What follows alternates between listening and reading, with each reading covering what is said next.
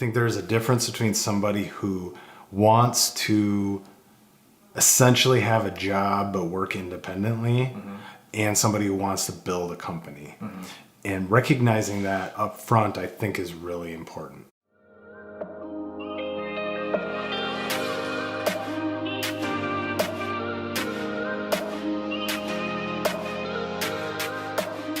Hi, my name is Trevor Carlson, and I am the host of The Formula, where we break down and explore the elements of health, wealth, and happiness from guests from all over the world.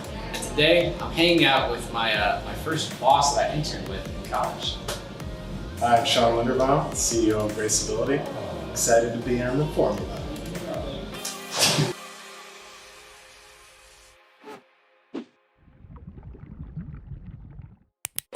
This episode is brought to you by LadyBoss. LadyBoss is the first global weight loss system and support community for women. Their mission is to help women lose weight while loving themselves again. They help women to gain their confidence back, improve their overall quality of life, and change the health of their entire family. They do this through providing the best information, products, and services possible in fitness, nutrition, and accountability. And we all know how important accountability is in sticking to a fitness routine and the diet. So LadyBoss knows we're successful each time we create a complete physical and mental transformation. And I truly believe that too. If you take care of yourself physically, it really allows you to operate from a high level mentally as well. I mean, if you listen to any of the episodes where we've talked about or talked with a guest from the fitness world, you know how I feel about building those types of physical routines and habits that allow your body, your machine, to function at its highest level. So, you know, if you're a power lady out there and you're looking for a new type of either weight loss program or some type of supplement program to get started on, I can't recommend LadyBoss enough. They just had a big event, and from what I saw, it was really moving to see how their program has changed the lives of so many women. And if you want to see some of those stories for yourself, head over to their Facebook page. That's just LadyBoss over on Facebook, and check out some of those stories and testimonials, and see how LadyBoss has helped empower a lot of women to change their lives.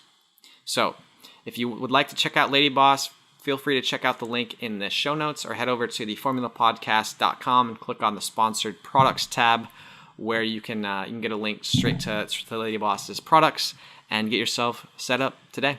So today on The Formula, I have Shaun Linderbaum sitting with me today. And for those of you that don't know, Shaun, I actually interned for you. How many years ago was that? 4 years? 2013.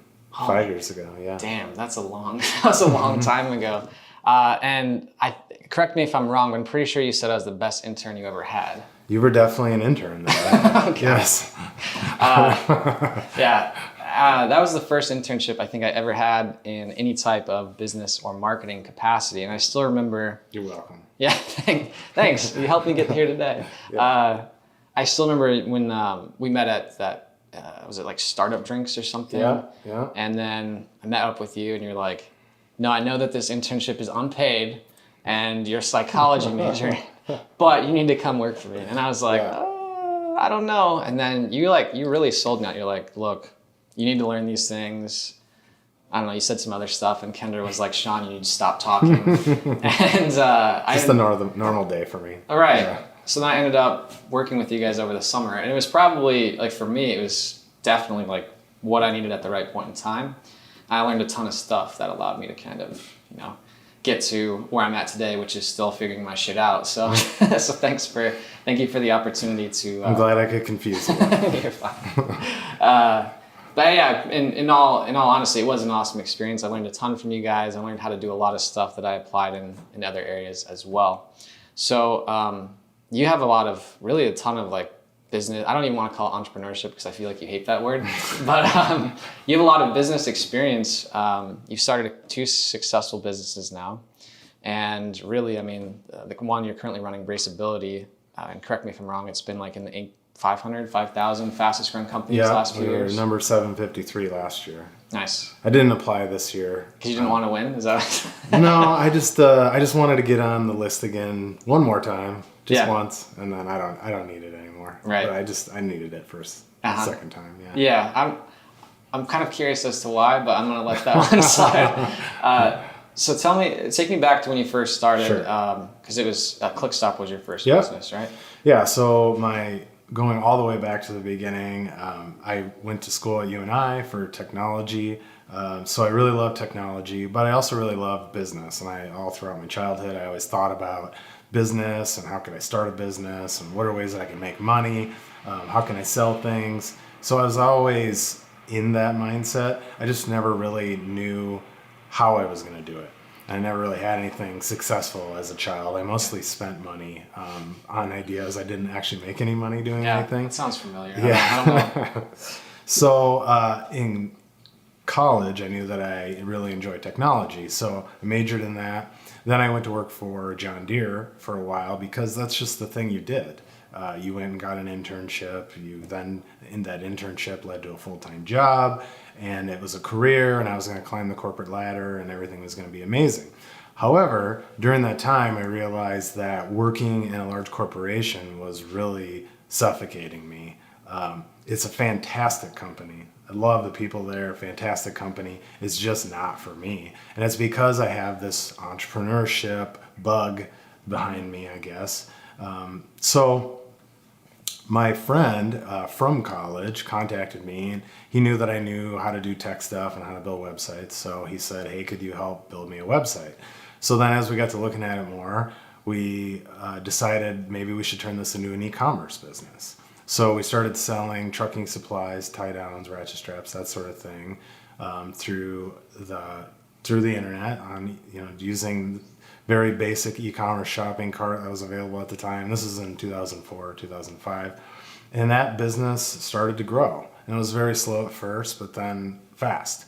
And how it became fast is because we learned how to do internet marketing. Right. Between the two of us, we split our efforts, but between the two of us, we learned a lot about how to do internet marketing, how to build a website in the first place, and then get traffic to the website. So initially I just was working with him as a consultant. And then after a few years and having some success with the business, he said, hey, why don't you come join me as a partner? So I bought into the business as a minority partner, and we did that full time. I did that full time for 4 years, and it was a hell of a ride. And we went from, I think when I joined full time, we were a couple of $1 million a year in sales. And by the time I left, we were up to 13 and had about 40-ish employees. Yeah. So then, for a multitude of reasons, one of which being that we had sort of a different philosophy, I think, on the business strategy, we decided to part ways. And, it's like a marriage. It doesn't always go perfectly, and there are some hurt feelings, but at the end of the day, we worked it out amicably. Yeah. And so then I was on to do my next thing. And he told me at the time, you're going to really love doing your next thing and doing it on your own. And I just couldn't see, at the time, it was hard for me to see that I was going to enjoy something as much as I enjoyed that. Yeah. And now on the tail end of it, he was totally right. And I really enjoyed doing this on my own. So when I was looking for something to do, I reached out to a venture capital guy that I knew and asked him if he needed help with anything. Could we partner up? Could we buy something together or build something together? He was very interested, brought me out to Utah. I got inside his existing e-commerce business that he owned, which had 4 different websites. And after looking through the business, I realized that they were in some pretty tough shape. I think they had burned through, well, I probably shouldn't say, but they had burned through many millions of dollars at this point. And I think investors were just really tired and burnt out, and they just wanted to get out. So after looking through the business, I tended to agree with that, except they had just launched this website, BraceAbility.com, selling orthopedic braces. And I really thought that business had a ton of potential, as opposed to the other 3 much larger businesses that they had. I felt like this one had the best long-term potential. What stood out? So I think in the case of e-commerce, now this was forward thinking years ago, but today it's more common to think this way, but back then it wasn't all that common to think of e-commerce as building your own brand online. Typically, you developed relationships with other brands and you sold their product. Well, in the days of Amazon and Walmart, it's virtually impossible now to actually sell someone else's brand of product for a long period of time and make money doing it. So I knew with orthopedic braces we could build our own brand because brand name is not terribly important in this industry. And after just a little bit of research, I realized that many of the brands that do exist are essentially all buying the product from the same factories, or the product has essentially been made the same way for 30 plus years. So I knew there was an opportunity to, A, get in and build a brand, B, innovate on the product side of things. And from an online market perspective, it was still very immature. So all of those things came together and really made me feel like this was a great opportunity. So told the guy, hey, let's do this. He was excited. The challenge was he had 30 some other investors in the company. It was a big cap table. It was very complicated. It's a huge cap table. Yes, and many millions of dollars associated with that as well. So the rest of the investors kind of said, you know what, we're tired. I see the potential. I see what you're talking about here, but I'd rather just sell everything and get my money back and get out. And really, quite frankly, take the tax loss and apply it towards the gains that they had that year. So I was happy to. So they asked me if I wanted to buy BraceAbility. I was very happy to do that, and that was in mid 2012. And since then, we've pretty consistently grown over 100% a year every year. And this year, I think we'll sell about 250,000 braces. So maybe 10-ish plus $1 million in sales. Yeah. That's not bad for just a couple of years. Not too bad. It's worked out. So currently you're running BraceAbility. You got a team of in the 20s right now? Yeah, we have, I believe it's 27 people, maybe 12 or 13 full-time. And we use a lot of part-time college students to fill in with, like this summer we have a graphic designer, we have a writer that are interns. As you know, I like to leverage interns. These ones are actually getting paid though. Yeah, that's weird. I mean, for having like a great group of interns, we didn't really get paid at all. No, you didn't. You got paid in beer and fun. Yeah, that's a great way to say it. Yeah.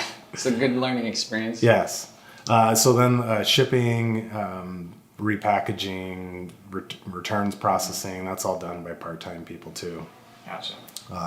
So we've worked really hard on over the years of making our business run by processes, repeatable processes, things that are easy to teach someone, so we can bring in young, ambitious people who want to learn and throw them into this process, and they can generally do it. Yeah. So one thing I've noticed, and you can correct me if I'm wrong, but it seems like you don't really have a lot of turnover here, and you have like a very solid group of people that stick around for a long time. Yes. So far, other than relocation for family reasons, we've had no turnover. So in the full-time staff, everyone that we've hired has stuck around. We've had one person leave because his wife got relocated. We have another person who's leaving because her wife is getting relocated. So other than that, people like working here. I think so. For some reason. I think so. Yeah. What do you think it is? I mean, I feel like it's twofold. It's like you have a good hiring process and you have a good culture. Yeah. Let's start with the hiring process. What do you do that's different than other people who maybe have a more difficult time keeping people? Well, I think one thing that's difficult for many business owners or business leaders that I've talked to in the past is they don't necessarily hire the team that's right for them. They hire the team that they think they're supposed to hire. And they read business books and they get all the latest advice from somebody, but they don't hire the team that's right for them. So it all started with me. It all started with my wife Kendra, who's in charge of marketing and merchandising. It all started with us realizing who we are. And one of the things that that's really important to us is we're both very detail-oriented people. So a common frustration I've had with employees in the past is if they're not detail-oriented, then I tend to devalue their work more so than, if they were doing something else. And so the detail orientation, I guess, is the point is really important to me. I need to work with smart people who can pick things up quickly. I'm not a very patient person. Kendra's not very patient. So neither one of us want to sit around and spend a lot of time explaining things. Another really key aspect for us is while we are social people, we're not what I would call gregarious people. So we don't like to have a lot of chit chat day to day. We like to have a good time, and I think you can even hear in the background right now. I mean, people are having conversations, but generally when you come in here on a day to day basis, it's completely silent because everyone's just putting down their head and working. So we focus very hard on hiring people that are detail oriented, that are smart, and that generally like to put their head down and work. And that's not necessarily the right person for everybody. Or for every situation, but it's the right person for us generally when it comes to the warehouse or operations side of the business, or when it comes to marketing. Now in customer service, we look at it completely different. So in customer service, they need to be extremely outgoing. They need to be very social. They need to love talking to people all day long. So what we did is found those people, and then we put them together in their own room where they can talk all day long, and it's fantastic. So they get what they need, and they're serving a very important role in the business. But then for everyone else who Kendra and I are going to interact with on a day-to-day basis in terms of helping them, guiding them, coaching them, then we want them to share some of these other common traits. And I know there's a lot of talk about diversity, right? Like you need to have a very diverse workforce, and I think that people are looking at it completely wrong. It's not about your gender or your race or your background or your work experience. It's about this shared set of values and how you work. So are you a detail-oriented person? Do you have a strong sense of urgency? Are you a very social person? Those are the types of things that I think need to be uniform for a very high-functioning team. Not that you can't mix it up a little bit, especially in the areas where it makes sense, but I don't think diversity in personality is necessarily extremely valuable. And when it comes to all the other aspects of diversity, then it shouldn't matter, right? You just hire the person based on their personality, not based on any of those other factors. So when it comes to our hiring process, essentially what we do is, first of all, we started with knowing who we are. Then secondarily, we give all of our candidates that we like a very detailed personality test. So in that personality test, it measures all those factors that I was talking about. How social you are, how thorough you are, how much you can see the forest through the trees, those sorts of things. And then we hire very exclusively based on, I shouldn't say very exclusively, but we hire in large part due to the results of the test, and do they match what we think this role needs, and do they fit into the overall culture here. Yeah, I love that you broke that down too, because that's how I like to have things laid out. So you said something about the culture too. So clearly you hire the right people, but then you have to keep them here after you get them. So talk to me about the culture. I know you talked a little bit about putting people in different areas so that they get their needs met, but is there anything else you feel like keeps people here? Deep sigh. Deep sigh. I'm a cynical person. That's something I've learned about myself through my personality testing. Is I'm technically the measurement is skepticism. So I'm like a 75% in skepticism. So I'm generally, when I hear some guru talking about some culture thingy or whatever, I just roll my eyes and say, "Bleh." Because really what I believe, anyway, that culture comes down to is it starts with the people at the top and what you believe and how you carry yourself from day to day. Then secondarily, do you hire people that complement you, that have shared values, but also complement you from a skills perspective? then most importantly, are you delegating responsibility to those people so then they can fully achieve what they're capable of?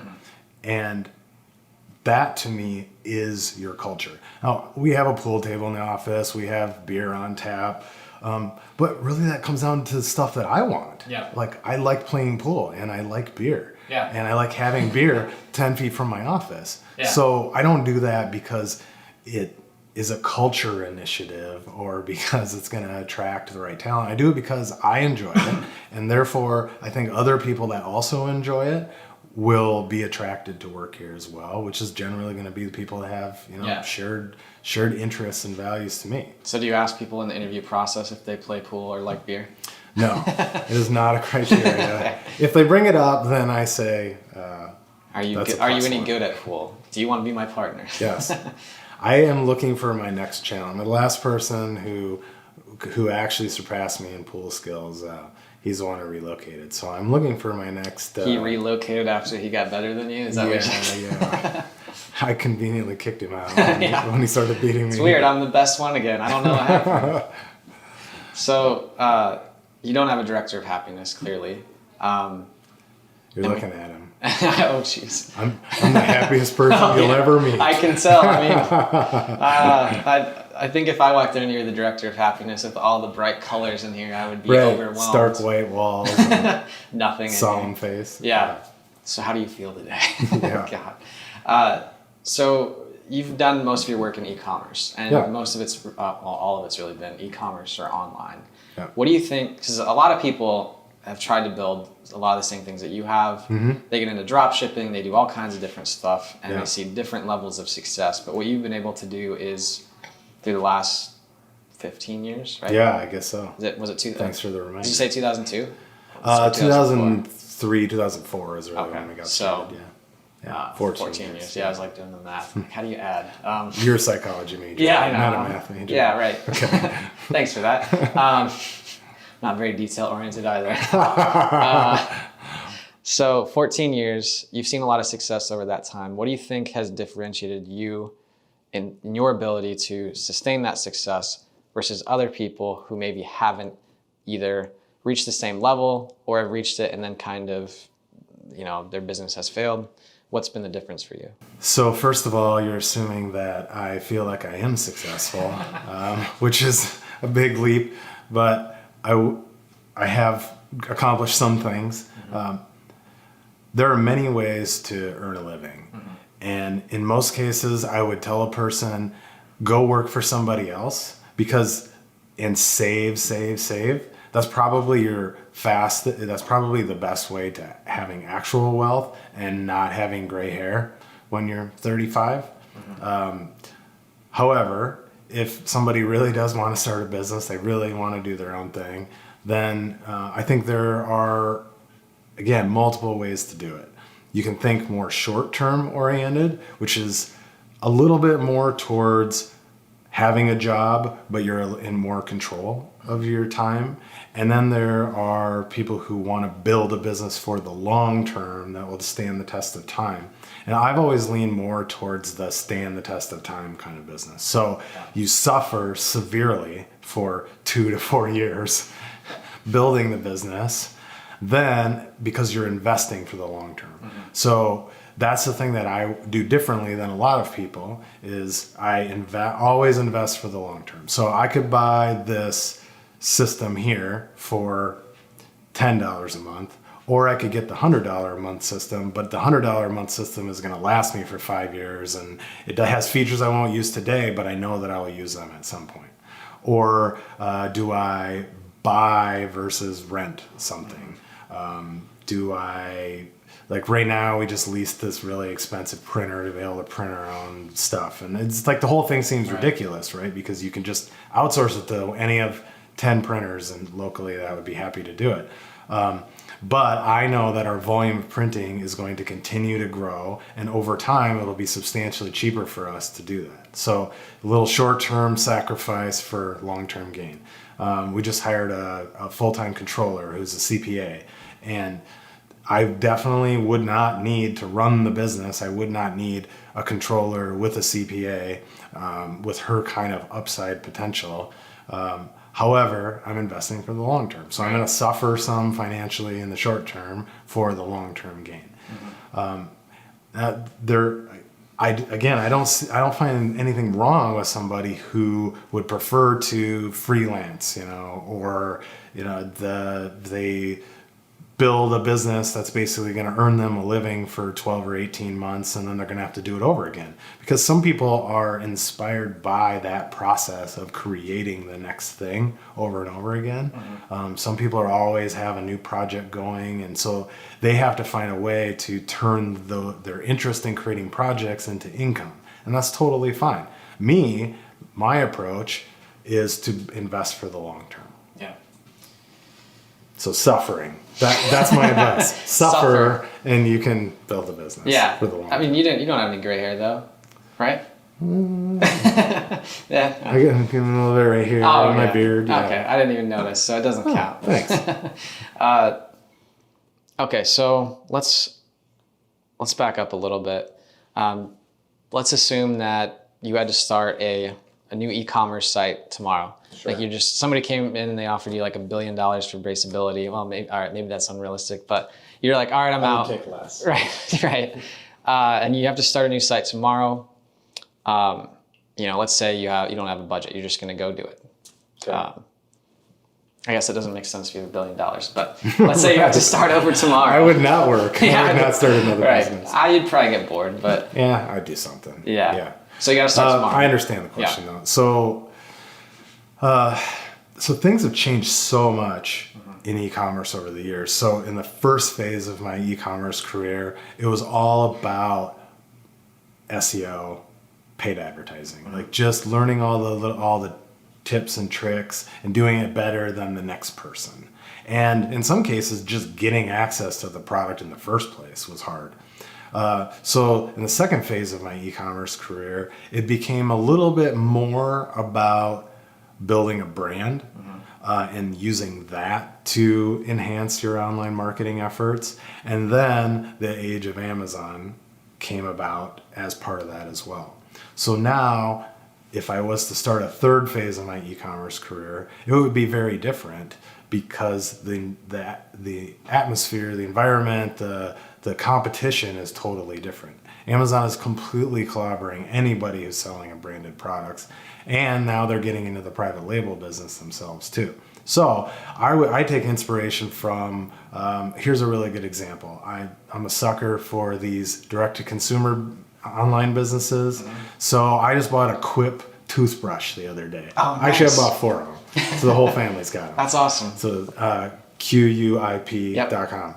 Fantastic toothbrush. Yeah. So what these guys did is they said, I'm going to take an everyday product and I'm going to make it substantially better. And I'm going to invest a bunch of money in research and studies and whatnot. We're going to make the best damn toothbrush that has ever been invented.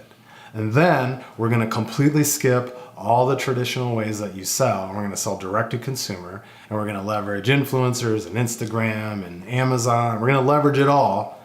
And we're going to set up a really nice, easy Shopify store that's beautiful. And then we'll just keep adding to that as time goes on. Harry's Razors is another one that did that. Warby Parker is another one.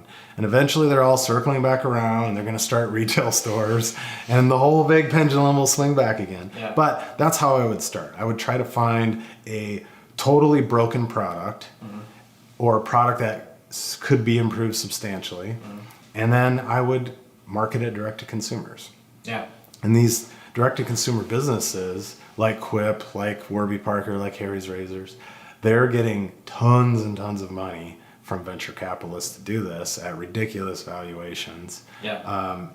So I think that there's an appetite for this kind of a business. Now, again, you have to have a very long-term oriented approach to it because you have to invest a ton in building your brand, in product development, and in convincing people that this new way or this new type of widget or this new version of the widget is actually substantially better than the version they had before. Yeah. Whereas with how I started with my businesses, we said, you need one of these. I have one of these. Here it is. I'm going to sell it I'm going to show up first or I'm going to sell it for less. Yeah. But nowadays, it's much more about having a differentiated product that is substantially better, and you have to rush to build your brand before the copycats come in right behind you. So, I mean, these quip people, if they don't have patents on this stuff, guess what? There's already somebody in China saying, yeah, I can make that. Yeah. And then they're going to start, in some cases, Chinese companies are actually selling directly into the U.S. through their own Shopify stores, through their own Amazon marketplace, or some really smart kid is going to go to the factory there and say, hey, can you make me this toothbrush? Yeah, sure, no problem. And then they're going to have a copycat version. Yeah. So the way that Quip in particular can get around that is they have to build a brand quick, which means they invest a ton of money. Yeah. So I think it's actually harder in some cases these days to start a long-term successful brand. I just was fortunate to get in early enough. Yeah. Not to say that it's impossible, but you Yeah. have to have a truly unique product that people love. Yeah. It almost sounds like it's just a different skill set than it was before. Yes, I agree. Yeah. You don't need to be an online marketing expert anymore. You don't need to be a technology expert anymore. Those were the skills that set me apart before that allowed me to be successful. Now you need to be a product development expert. The product people are going to rule the e-commerce in the future, because guess what? You can set up a Shopify store in like 20 minutes if you have any interest in it whatsoever. You can get on Amazon and start selling your product in no time at all. Yeah. Now, we've learned lots of tips and tricks over the years, so there are many ways to sell more through those avenues, and those are things we do, certainly. However, the technology side of it is substantially easier than it used to be, and marketing is a lot easier. Yeah.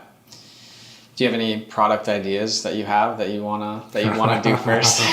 I did. I'm not going to tell you that. Come on. All right, Give me I'll throw it out there, because Okay. if somebody does it, I would just be happy that somebody did it. And then you can buy it. So over the course of 2 different homes now, I have replaced every single light in every single room in both of my houses. And I will tell you that installing lights is one of the worst experiences of my life. All right, maybe I'm being dramatic, but let's just say there's a better way to do it. Right. So I think that there is a market for somebody to develop quick, beautiful and easy to install lights. And here's the other thing. Light fixtures are stupid expensive, and they're cheap pieces of crap. So there's definitely a market for a direct-to-consumer lighting fixture that is beautiful on with trend and is super easy to install and is very affordable because it's sold direct-to-consumer. I don't know. I'm sure somebody is doing this, but I just haven't come across it yet. Yeah, I've never owned a house, so I can't really speak First to that. things first. First I gotta Buy a own a house. house, and then I can get all the problems that come with owning a house. Yeah. Okay, so you've got your brand built, you've got your Shopify store set up. Anything else from there that you would do?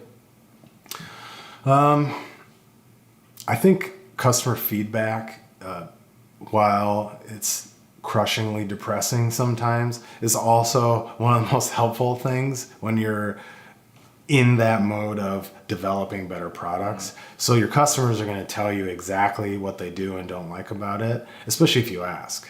And you can find those people that are not just flaming you on the internet just because they're upset. You can find people that actually want to work with you. So an example for us is we've been redesigning one of our knee braces, and we sell tons of them, and lots of people are happy with it, but there's a very vocal minority that are not happy with it, and it's because the shape of it is not quite right. So we're redesigning it, and we've enlisted people. We reached out to people that returned the brace in the past and said, will you help us make a better version? And I think 20 or 30 people signed up and said, yes, we'd love to do that. Yeah. And we get them on Skype sessions or FaceTime, and we have them measure their legs, and we bought a sizing study so we can get a broader demographic view.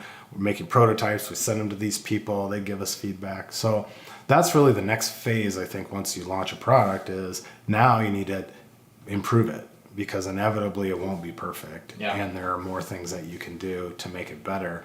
Then once you get to that point where you've truly done something uniquely different and better, then your customers will start selling for you. Yeah. So you can do lots of social media advertising. We certainly spend a lot on that, amongst other things. However, the very best is free advertising that your customers do for you because they are proud to be a customer of yours. Yeah.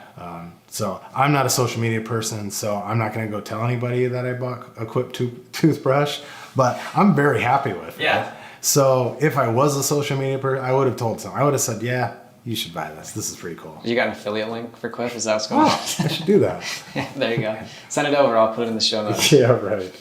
You got 35 cents. I don't care if I get 35 cents. It's just a cool toothbrush. Yeah, no, I'm actually familiar with them because I was doing some, before I went to Prague, I was looking up like backpacking stuff I could pick up. And, yeah, because it has a sweet travel thing. What do you mean this sweet travel thing? Yeah, so it's got a little sticker. I don't know. We shouldn't talk about Quip the whole time. We don't have to talk about Quip. It's got this little sticker thing. You can stick it to your mirror. Yeah. But then you can also take it off there, and it turns into a travel cover. Because that's one of the problems with toothbrushes, right? Is you throw it in your toiletry bag, but there's never a cover for it. Or the cover gets lost, right? Yeah. Well, the thing that you stick to your mirror that you set it in on a day-to-day basis, comes off the mirror and turns around and becomes your travel cover. And it's got little holes in it to let the water get out. See, this is what I'm talking about. If your product is good enough, then people will sell it for you. Yeah, and we'll just cut that piece out and we'll send it to Quip and turn it into a little commercial film. Yeah. Okay, so after you've improved your product through customer, I want to call them customer interviews, but let's say customer feedback. Yeah. It's really just complaints. Customer complaints. Yes. Let's say what it is. Negative customer feedback. Yes. And you've improved your product. Are there any steps from there, or is it just pretty much like take your lumps, learn, and go? Count the money. Count the money. No. It's assuming you get some traction and success, then invest. Invest in your infrastructure. We have just recently, over the course of 18 months or so, have converted over to all cloud-based systems to run the business. I think that's really, they all scale up and down based cost-wise and capacity-wise based on your needs. Stuff like that. Investing in hiring good people, good personality tests, make sure you're hiring the right people. A lot of businesses that are fast-growing really fail under the weight of bad systems, bad people, bad processes. They have a hugely successful product and they aren't operators. So a really smart product person has no concept for what it takes to, I shouldn't say has no concept, but in a lot of cases has difficulty with building a scalable operation. Yeah. So in a lot of cases, you have to have complementary people around you if you're a product person. Yeah. So I'm more of an operational person. So the product stuff is harder for me. But I think the future of e-commerce is going to be more product people who are going to struggle with the operational side of it. The good thing is, with systems-wise, they exist now and they're abundantly available and easy to find on the internet. Yeah. However, on the people side of things, that's when it's difficult. And Amazon is a fantastic resource for both selling and warehousing, but they also suck in a lot of ways, and there's lots of things that don't work like they should. So you have to have smart operational people that can figure these things out, that'll sit on hold with some customer service person with Amazon for 3 hours to get whatever issue resolved. Yes. There's third-party fulfillment centers, but sometimes they suck. So you just have to keep investing in the operations side of things, assuming that you're going to be successful. Yeah, and that's after you already have like a cash flow positive business. You probably don't want to invest in that stuff until you have a proven. Well, it depends on your approach. Right. I think it's difficult for people that don't have a track record to raise money. But if you do have a track record, then there's an abundance of capital available for direct-to-consumer businesses if the product is truly better. So I tend to prefer to bootstrap, Yeah. just because it's more my nature, to be in control, and quite frankly, having investors and other people involved is requires a special kind of person who likes having other people involved as mentor and coaches, and wants them to provide regular feedback, and they don't mind the back and forth process of having them ask questions and giving them answers and listening to their opinions, even if you disagree, thoughtfully. I have a harder time doing that. Yeah. I think. Yeah. So Maybe. so I think raising capital is in these days might be necessary to some degree. Probably depends on your financial situation Exactly. too. And that's, if you have the cash just to invest in operations up front, if you have an idea, if your product works, it's probably easier to do that than if you're bootstrapping with a very limited budget. Yeah.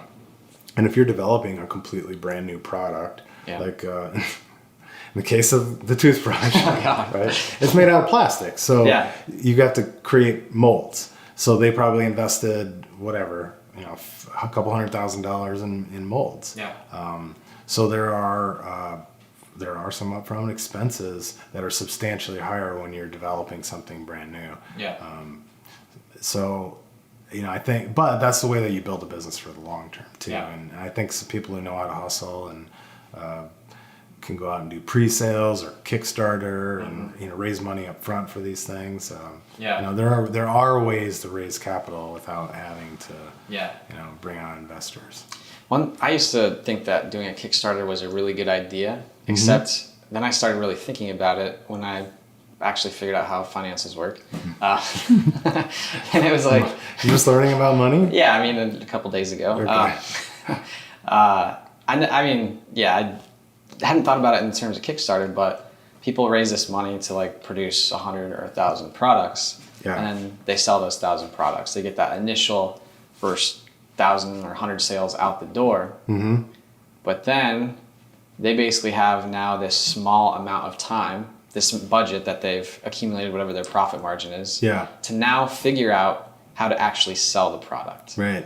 And that, to me, that just seems very, from a business owner perspective, okay, I've sold 1,000, I should have a successful business now, but now I actually don't know what the cost of a customer is. Yeah. And I don't know how to sell it. Right. Well, again, it all comes back to the product, right? Is the product great? And do you have fantastic margins on it? Right. If those two things exist, then these Kickstarter people they're gonna go out and sell it for you. And then secondarily, if you're smart, you're going to take all of your Kickstarter money and you're going to invest it in buying substantially more product than you need just to fulfill those orders. And you can do that if you have great margins on the product, if it's designed well so it can be made cheaply, but the value is high so you can sell it for way more than... So the toothbrush, right? God, I can't stop talking about it. It's a great example though, right? Because it's exactly the kind of thing that you're talking about, starting a brand new business in this day and age. An e-commerce business. So they have some plastic, a little bit of some electronics, but it's probably generally stuff that already exists. Yeah. And then they have some rubber molds and a little metal mold that they had to make. But generally speaking, and this is a pretty cheap thing, and they're selling for $20. So let's say it costs them, even on the high side, $4 to make. Well, if they on the Kickstarter were to say, all right, you're going to get one of these toothbrushes for $15, which is going to be $5 less. Well, they're still got 66% product margin on that. Yeah. So instead of taking that $10 on each toothbrush they sold there and investing it in paying themselves or whatever, put that $10 into buying 2 more toothbrushes. So have 3 times the amount as what you need to fulfill your Kickstarter. Then you have dry powder inventory that's ready for when these people go out and start advocating for you. Yeah. Or you can roll it into, influencers, you can roll it into Facebook ads, you can start listing it on Amazon, you can start doing, surprise, surprise, still a lot of people use Google to buy things. Weird, huh? Yeah. It seems to be dwindling, but it's still there. Yeah. There's lots of ways anyway to get it out, but if the product is great, then it sells itself. So I know you do a lot of mentoring, right? So you meet with a lot of local startups, and I know you've invested in some companies.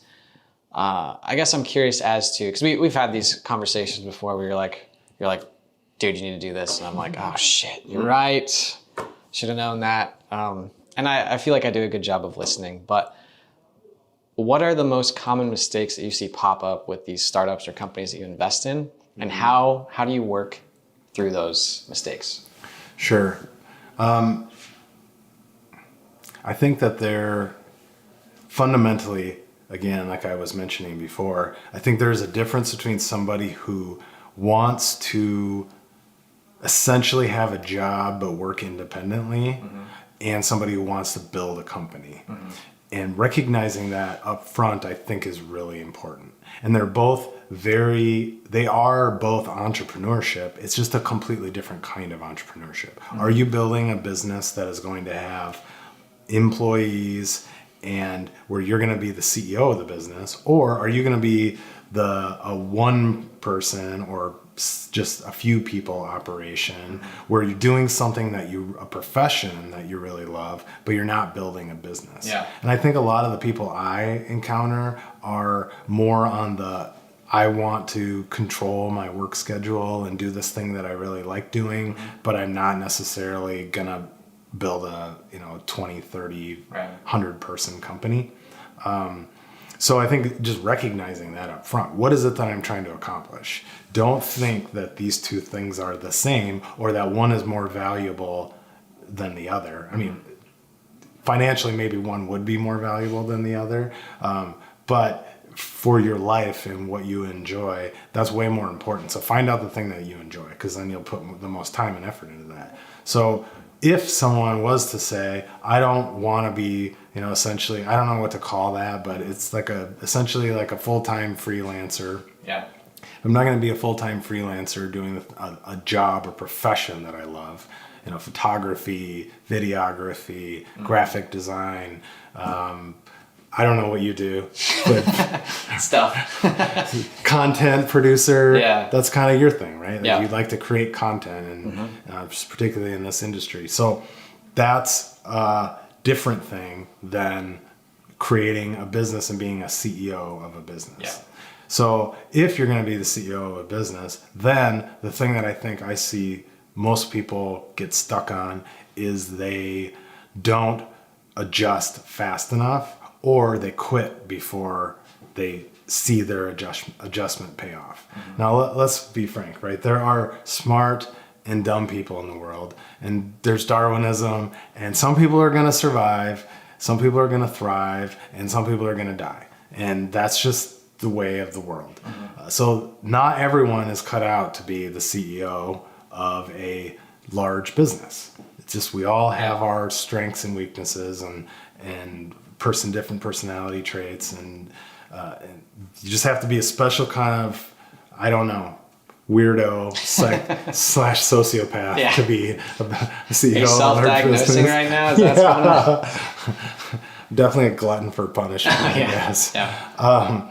So I think this kind of a person then, if they are the right kind of person, they have to really stick to things until they find the path that's actually going to work. So, for example, with BraceAbility, we got started, spent a lot of money on advertising and product and lots of different things, right? And most of it didn't work, but a few things did work. So I learned from that, and I said, I'm going to stop doing the stuff that's not working, and I'm going to do more of the stuff that is working. So now, many years later into the business, I'm essentially doing the exact same thing that I started doing in earnest 3, 4, 5 years ago. And I'm doing it over and over and over again. Yeah. And we're doing it better and better. Why? Because it's still working. Yeah. And the minute that it stops working, then we need to adjust and do something different. So I'll encounter people who are doing something over and over and over again if they've been around a while, and they're not growing, and they wonder why. Well, guess what? Whatever you did before to grow your business stopped working. So now you need to do something different. Yeah. Or someone is at the beginning stage, they are trying lots of different stuff, and maybe they don't even recognize that this little thing over here is working and nothing else is. Yeah. But this little thing that's working, maybe it's just not quite as fun, maybe it's not quite as sexy, maybe it requires some long-term investment in order to get the returns. So there are people who try lots of different marketing strategies, and they might try one strategy and it works really well, and there are other strategies they try that don't work at all, and maybe they don't even recognize the strategy that's actually working or not, or maybe they don't like the strategy that's working because it's not very fun, or it's not very sexy, or it's not something that they really want to do on a day-to-day basis. And I think that's probably in some cases it's a virtue, in some cases it's a curse, where an entrepreneur will only do the things that they enjoy. And if that thing happens to be something that makes you a lot of money and is really valuable to what your business needs, that's great. Keep doing that. Steve Jobs is probably a great example, right? In a huge, massive scale. He loves designing product, and he did it phenomenally well. So, I guess as an entrepreneur, you have to really be very introspective and be very honest with yourself about what it is that you're doing that's working and helping the business, and what you're doing that's not helping the business. And you need to do more of what's working and less of what's not. Yeah. I think that kind of comes down to knowing, well, first of all, being able to look in the mirror and figure out what you're good at and not good at. I think Peter Drucker wrote something called managing oneself. It was basically the people who know what they're good at and know what they're not good at are going to be the people that are highly successful in whatever job that they do. Sure. Which seems kind of logical, but then so I think that's step one, is knowing what you're good at or not good at, and then step two is being able to also recognize what's working and not working, which is almost this. I feel like it's the same type of skill set. Yeah. And being able to say even though I like it doing it this way, I love running Facebook ads, right? But if you can't recognize that it's not working and try something else, then you kind of get stuck. Yeah, maybe you should be going to trade shows instead of doing Facebook ads, right? Yeah. How radical of a difference is that? Yeah. But if you just hate going to trade shows, then you just want to shoot yourself, right? Yeah. But what if that works? What if you get huge amounts of business every time you do that? Yeah. I don't know. I would probably lean towards Facebook ads too. Yeah. But you never know. You got to try, and then you got to be honest about what actually worked. Yeah, and then you don't have to go to trade shows forever either. You can just go for a while. And if they're that successful, I think you should go forever as long as it works. That's my point. Well, the same thing with Facebook ads. If you find a funnel that works, wouldn't you put as much money as you could into it if it works? Yeah. So yeah, I think my general attitude towards marketing and advertising is I will spend as much as I humanly can muster as long as it's still working. Yeah. So we don't do budgets where we say, no, we're going to spend X amount on this and X amount on this. I'm going to spend as much as I need to prove if it's working or not. And then if it's working, I'm going to spend as much as they will take of my money. Yeah. Cool. So that wraps up really the first part of our interview. So this last part is just, typical canned questions that I ask everyone that comes on. So what do you try to do on a daily basis that you feel like either gives you a leg up on the day or makes your day a win? Other than drinking Diet Coke. A really important thing for me in terms of maintaining my energy to keep moving forward is I have to maximize or minimize, depending on your perspective, what I call the pain to profit ratio. So there's a certain amount of money that you can make that is based upon your effort or how much pain you're willing to endure. So pain might be working 100 hours a week, or pain might be not taking a paycheck for 12 months or something like that.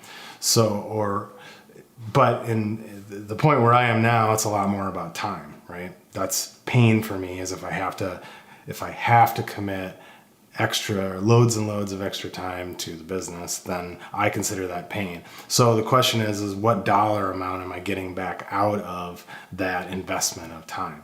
So I like to focus my energy around minimizing my pain to profit ratio. I need to sort that out at some point if I'm going to keep using this. But the point is, I would like to have the maximum amount of profit for the least amount of pain. So as long as I feel like that ratio is in balance, whether it's time or money or other headaches that come about, then I generally am pretty good. And that's what keeps me going. Yeah, I think that's great advice. Spend less time in pain, more time profiting. Yes. Yeah. I know you read somewhat. I don't know if you're an adamant reader, but I know you've read quite a few books. Mm-hmm. If you had to gift one book, or you had to think of one book that was the most impactful for you, what would it be? It's a book called Focus by Hal Reese. You've heard this before, haven't you? Maybe. Yes. Yeah. You're one of those people that I've recommended it to, I think. And I don't know why. So to briefly summarize it, you can hear a lot of, if you read the book, it'll sound a lot like things I've been saying today. So it very, very greatly influenced my philosophies towards business. The general idea is you can't be great at all things. So you should just try to be great at one thing. And a lot of people have multiple companies, multiple brands. They have tons and tons of ideas that they want to try, tons of marketing channels. And essentially what he says and demonstrates through lots and lots of research is that the companies that stand the test of time tend to do one thing really, really well. And the counter argument to that always is, well, I want to diversify, or I want to have a backup plan. And essentially what he says is that having a backup plan is what kills your primary plan in the first place. So in the spirit of, I don't know if this is a Greek mythology or whatever, once you hit the beach, burn the boats and don't have a backup plan. That was like Cortez and the Aztecs. Okay, there you go. Yeah. So the point is, don't have a backup plan. If you don't have a backup plan, then you're going to make your primary plan be pretty good. Damn. I'm getting a lot of like really interesting, like impactful advice today. So good. That's you should have listened to it the first time. I know. It's just I'm glad you're getting it again. I'm kind of like a broken record. Every time you come to me, I'm going to say the same stuff. I know. Oh man. All right. Anyways, so I'm definitely gonna have to pick up Focus again and read it at least one more time. It's an older book, but it's very relevant. Yeah, and it's along the same lines as like The One Thing, right? Those are two very similar ones. I did read that one too. You know what? That was very unmemorable for me. What? I've had it recommended, and I feel like it's just like I was already like, yeah, I'm with you. Yeah. Bro, you don't need to remind me again. Okay. So I had that something. There's a lot of more recent books that are really good. I just feel like, I get it, man. Yeah. You know, Yeah. A lot of I've read it in 12 other books, and I agree. Yeah. So, is there I know we talked about a lot of stuff, business, your pain to, what did you call it? Pain to pleasure? Pain to profit. Sorry. Okay, that's a whole other thing we're talking about. Moving on. That's a different show. We do that later. Yeah, right. So is there any message that you'd like to leave the audience, whether that's, an entrepreneur or somebody that's considering starting a business? Yeah. Any type of message you'd like to leave them? Go get a job and save your money. Mm-hmm. And if you just really, really hate it, like you just feel like you are dying inside every day, then go start a business. But generally, for the average human, going to work for a great company, being a fantastic employee, and saving your money is by far the best path towards financial independence and having the life and the retirement that you want. It's just the fact. And it seems pretty crazy for an entrepreneur to be saying that, but this is not friggin' easy. Yeah. And from a financial perspective, sometimes you hit a home run, sometimes you start over at zero. Yeah. And meanwhile, if you had spent the last 10 years working for somebody else, saving like crazy, like I did when I was at John Deere, then all of a sudden you got a nice little nest egg and you got a house and you have real assets, and your life is pretty easy. You can go home and like turn your brain off at night, and that's pretty cool. Yeah. But if you're like me and doing that job makes you feel like you're dying a little bit every single day, then all right, maybe you should do something else. So then the question becomes, are you going to be a full-time freelancer? Are you going to be practicing a skill? Are you a doctor? Are you a graphic designer? Are you a thing? And you just want to control your own fate a little bit more? Great. So that's a different path from, do I want to start a company that has real humans working for it and has lots and lots of risk and competition and all that stuff? Which one is most important to you? And if you're going to do the latter, then just be ready for many years of pain. And talking about it all comes down How's to that for an inspirational speech? That's like, don't do it, and if you do it, it's going to suck. I think it's very... And every once in a while, 1 out of 1,000 actually turn into BraceAbility. Well, I think it's just If you're lucky. I think it's true though, you know?